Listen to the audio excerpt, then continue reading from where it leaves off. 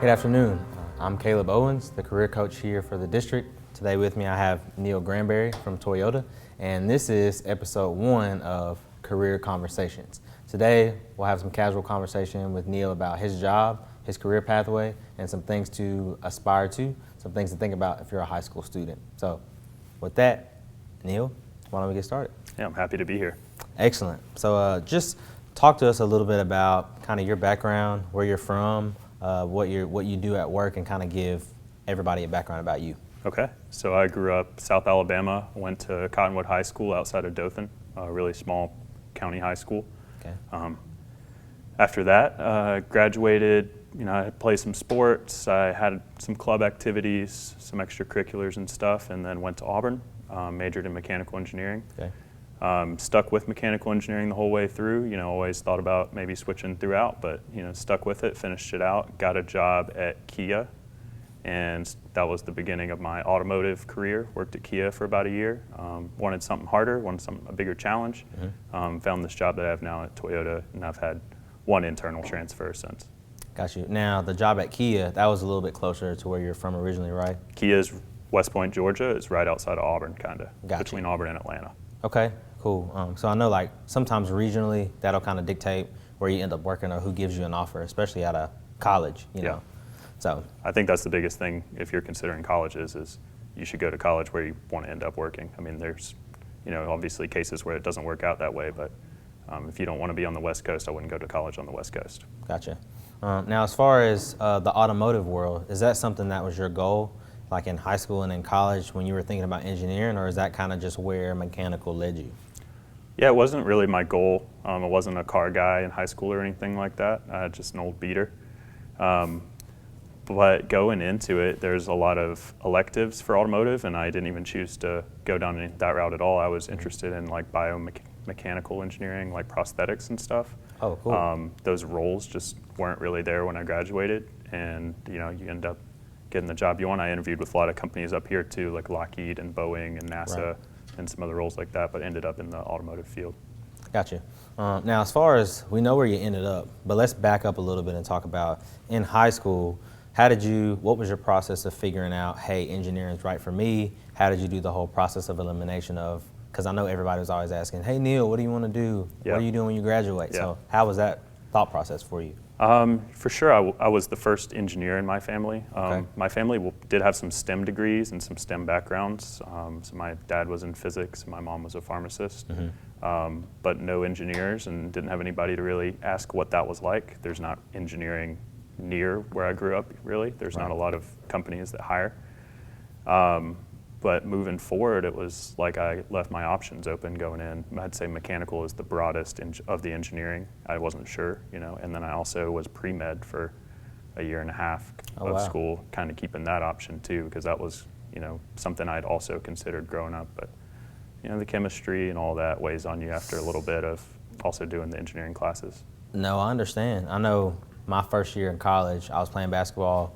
That took up a lot of time, and I wanted to be a dentist, so I shadowed my dentist, all that type of stuff, which we'll talk about job shadowing later. So that part, like working with the people, was interesting. Chemistry was challenging, so I get that sometimes like what you want to do, what you end up doing has to align with kind of what you're good at sometimes, what you're skilled at. So. I'd say lean into your strengths no matter what. I was good at building stuff, I was good at math. That stuff was a little bit natural for me, although, you don't use that math day to day in your career. Once you become an engineer, or at least in my role. Right. But that was kind of how I made the decision, was just lean into what you're good at. Gotcha. Now, as far as influences that you've had, I know that we mentioned internships, we talked about job shadowing. Kind of how did that process happen for you, like pretty much maybe in high school, but headed towards Auburn? Kind of how did that look for you? Yeah, I didn't do anything engineering related in high school other than woodworking. I think if you had a hobby that is kind of, you can cater towards your career, I think that's great, especially if your clubs or your sports or whatever is not going to be your career. Right. But in college, I interned at GE Aviation in Auburn, and they had a really good co-op program. And I think the key to a good one there is that they don't want you to do day-to-day grunt work. They want to give you a project, leave you alone, and let you figure it out. because that's really what your employer is going to want in the end, is a guy who can just be given a tough problem, and he's going to ask questions when he needs to know something, but he's not going to have his hand held. Right. So I think the GE project that I had there is, it's still something that I would highlight on my resume even now, years out. Right, and I think one of the cool things about the conversation we're having and conversations that'll happen in the future is even though different people have different jobs, I think some of the principles can be applied. So you said something that stuck out to me, and it was problem solving, right? And really taking initiative. So I think a lot of times, when I was in high school, we had to do word problems and certain projects and things of that nature, and some of the time you're wondering, like, why are we doing this, But I think what I've heard from other engineers is that love of curiosity, that love of problem solving and wanting to get your hands dirty in a sense, but wanting to solve problems and having employers that look for people who want to figure things out. So is that kind of something that you kind of have to do at work? Definitely. I mean, that is what I have to do at work. And engineering school teaches you a lot of concepts about, mechanics and heat transfer and fluid dynamics and all that stuff. And none of that stuff is the point. Unless you're going to get a master's degree in one of those subjects. Right. The point is learning how to think. Gotcha. You need to think like an engineer. You need to understand what questions you need to ask. You need to understand how much background you need on the problem before you start solving the problem. And once you figure that out, everything gets to be a little easier, and there's kind of just a formula, and you follow that formula every time you need to solve something. No, that makes sense. I think the challenge is, so when we were 17 and 18 in high school, we didn't know what we know now. So we didn't know that some of these classes that I'm taking, you kind of got to do what you have to do before you can do what you want to do. So I know that I've talked to students before, and it's kind of like school may bog them down a little bit, or certain classes, and part of it is, like you said, it's the process of learning how to think, learning how to problem solve, because even when you get to college, I mean, you take some things that may not be direct application on your job now, but I think even for me, my background being mental health, having a degree in psychology, somebody could argue like, what did you do in college, before you got your master's degree that mattered, but, learning how to work with people and then get into a job, you learn a lot more on the job too, because some of those things you don't learn in college or high school. So I think that the problem solving is one of those things. Yeah, and all the soft skills that go along with that, you're going to learn that on the job. There's, you can learn it in a group setting, group projects, teams, anything that there's a little bit of a struggle and there's lots of people involved. I think you'll start to learn the soft skills, but I don't think you can take a class or read a book about it. Yeah, I think that having it as a subject though, and raising the awareness of soft skills is something that we try to do in the district for our students, and I think that is helpful. So even if it's not like soft skills one-on-one, I think if you're aware of being on time, having a good attitude, passing the drug test, I mean, all these things are very important. So talk to us a little bit about, I know you've been at Toyota for 4 years, did you say? Okay, so obviously, I think that as people have some consistency in a job, that's a good sign, right? You're still there. So talk about, the things that you've been able to kind of exhibit as far as soft skills that have been helpful to you, and maybe talk about some of the ways you've seen other people maybe lose their job or not do a good job because they aren't paying attention to those soft skills. Yeah, I mean, you mentioned even more basic ones than I was thinking about. Definitely anytime someone doesn't keep the job, it's for something like that. Failing a drug test, not showing up to work on time, just not telling the truth. Some of ours are safety related. It's really important that we keep everybody safe at work, and every day we have commitments to do all of our work safely and make sure we're keeping all the people on the floor safe. And if you don't do that, that can get you fired. I mean, it's just very critical. You don't want anybody to get hurt, and as an engineer, you're designing machines and apparatus that can hurt people if you don't do it right. And there's a bunch of checks, and as long as you follow all those checks, you're fine. But you don't cut corners.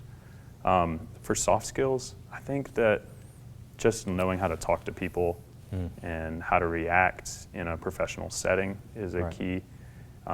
If you don't know how to react, you don't have to react right on the spot. Keep your cool and bring it up later. You don't have to figure everything out right at the moment that it comes up. So. Right. Because I know that you've probably run into some conflict at work with, especially trying to figure out problems with engineering. Really dealing with different personalities is also something that can be a struggle for some people. So you make a good point. You don't always have to react right then. Sometimes you can take a minute and decide how you want to handle something. And at anybody's job, you're always going to be working with other people. And so figuring out that dynamic of how can I be a good teammate. I've talked to students before, no matter if you're an engineer, a nurse, a doctor, teacher especially, you're going to be working with other people. So it's very important to be aware of the type of teammate you are, what your strengths are, and just be willing to be part of that team concept. Because if not, I think we can all think of a person everybody can think of somebody right now that, whether it's high school or at their job right now, that is a good team member, that you're like, hey, if I got Neil on my team, we're going to be fine. He's going to do what he's supposed to do. He's going to carry his weight. Or we can think of somebody that now or in the past, if they're on your team, you're like, oh, now, am I going to have to do all the work? Yeah. They're going to complain. So I think that stuff is very real, even when you get an adult job, so to speak. We have both types of people that I've seen in the workforce. Yeah. Well, I think one thing that I do when you're working with somebody who can be difficult just to get to agree with what you're working on is just you got to establish that common goal. And, for us, we're trying to build a great engine. Right. We're trying to do it safely, and we're trying to do it with great quality. And you just say, listen, man, we're trying to do the same things. And you say what you're trying to do, and you make sure they agree. And it's like, okay, well, then we both know what we have to do. We both just agreed that, what we have to do is this, and these are our same goals. And you establish the common goal, and it's hard for them to say that, they're not going to follow you and do what you are asking them to do. But, right. If you don't do that, sometimes their own personal goals are outweighing the company goals. True, and it's always the team concept is more important than individual. So as far as Toyota goes and what you kind of get out of your job as far as fulfillment and cool things, I know that you work where they're building engines there primarily. So talk a little bit about kind of your specific role in the whole process, and what are some cool things that you've been able to do at your job? Yeah, I wish I could tell you a lot about it. Technically, it's all secret. I work on new projects, and so I'm working on an upcoming engine that's yet to be announced. It'll be new to the U.S., first of its kind. It's classified. For Toyota. It is classified, not quite like the NASA, Lockheed, Redstone Arsenal classified, but still we keep it as a closely guarded secret. What I do as a project engineer, though, is we take something over about a 2-year cycle from start to finish. We go to Japan, we check out what they're doing there on something similar, we develop a plan, we bring back over here, we get the plan together, we make all the purchases, we assign roles. You go from there and you purchase all the stuff you need. After that, you try out all the stuff. Once it's finished being made, you put it on the floor. Once you put it on the floor, you kind of put your hard hat on, literally, and you're a construction manager. So you spend about 6 months managing construction, and then after that it's on the floor, it's all there, and then you put your next hat on, and that's kind of technician, maintenance. Yeah. So you're trying to make all the stuff actually work the way you wanted it to. Right. There's 100+ machines that all connect together. Everything's got to work together, and that disconnect when one company makes this one and one company makes this one, right in the middle, lots of problems. Got you. That's a big part of it. For you, best case scenario, and I guess your team is the engine's running like it's supposed to, just all the checks and balances that go into that. I guess you get satisfaction out of, obviously the finished product is, seeing a car go down the road, but how does it feel knowing that you played a part in cars every single day, going up and down the road all over the world? Yeah, I mean, especially just even within our own facility, seeing the line that you built and all the pieces that you designed or you had a part in to make it work, and all these people who are working there basically because of the thing that you built. That's really great. That's why I chose the job that I have. That's why I'm happy in the job that I have is, I want to see the result of my actions. And I think project engineering, there's a bunch of different ways to get into it, a bunch of different companies, but that is one key for people who are going to like it. Very cool. Well, just to kind of wrap it up, I think hindsight's always 20/20. So for a man in your position, I think it would be really cool if you could go back in time, right, and tell the high school Neil something. But for all of our high school students now, what's something a piece of knowledge that you wish you would have had, maybe your 10th, 11th, or 12th grade year, that would probably help your career development? Yeah, I think one thing, if I had to go back, I was really involved in a lot of clubs. I played 2 sports, and then I did dual enrollment stuff. Okay. The sports, I wouldn't trade that for anything. It's a lot of fun, make a lot of friends, and it's good for your leadership skills.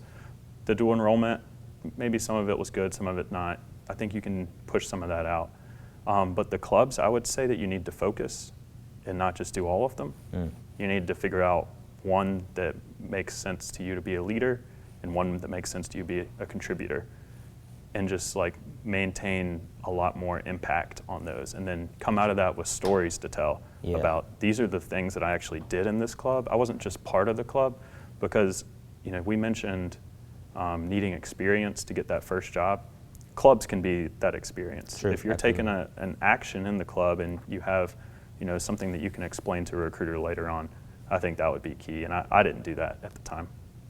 That's some good advice right there, Neil. Well, we appreciate you. Wish we could talk a little bit longer, but I think that you gave us some really good perspective. And everybody out there watching, we appreciate you tuning in to episode 1 of Career Conversations, and we'll see you next time. Have a good day.